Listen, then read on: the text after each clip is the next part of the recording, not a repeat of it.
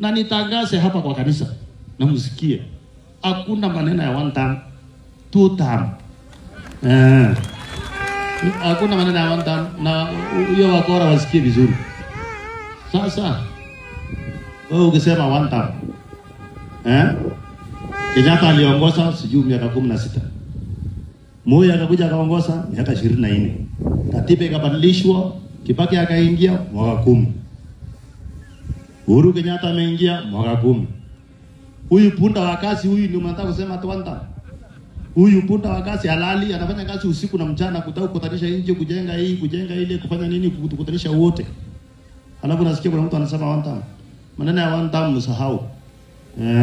Hii wananchi wamekaa hapo watajaza kura. Mtajaza kura? Ninyi watu mtajaza kura? Si kura lazima ijae. Yeah.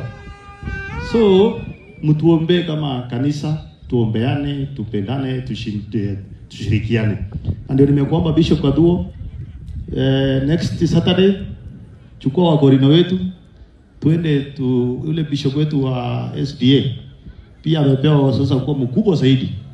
Twende tufanyie sherehe kama hii, tuunganishe watu wetu na tuende mbele sisi wote.